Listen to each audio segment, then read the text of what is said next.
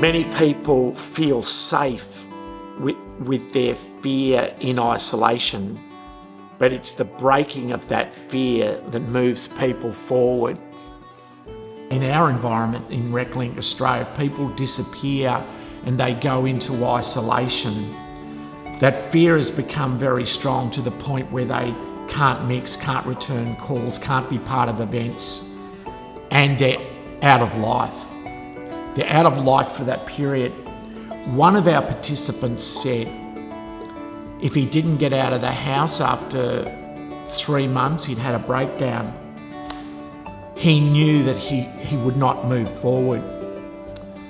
And he saw a quote at that time, which he said, you need others, but he needed to move forward. He needed to leave the house and face his fears. And he gradually did that. He actually was asked to be a volunteer, turned up at a football ground 5 times out in his car. Before he could actually get out of the car, walk across the ground. Just going back a bit, it took him a number of times to return the call to the man who invited him to be the volunteer. The walking across the ground at that time was the transformational walk.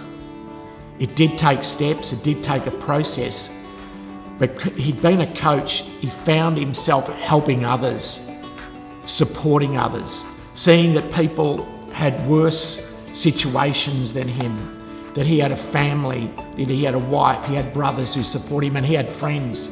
He was suddenly moving amongst people who had none of those things, and that allowed him to move forward. But he did get his life back in a massive way. He ended up working for Reclink.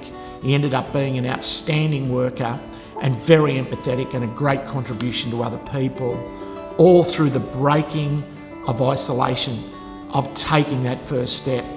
If you're in that situation today, I encourage you, you can do it, and those steps will be life transferring and you can get your life back. And I really encourage that for you, the listener. This is a message also for the general community. I've talked about the more extreme cases of it. But on levels, we all deal with it. And I know in my own, I've been in a room, and as an individual in that room, I'm frightened to speak to for whatever reason. There's a chance for me to have a breakthrough. The fear is never as great as it seems, and the breakthrough and the sense of life when you do push through that. So I'd encourage you, it's there for all of us in degrees. It's part of our lives, it's part of the challenge of life, but it's part of the greatness of life to get that breakthrough, and the reward will be there for you.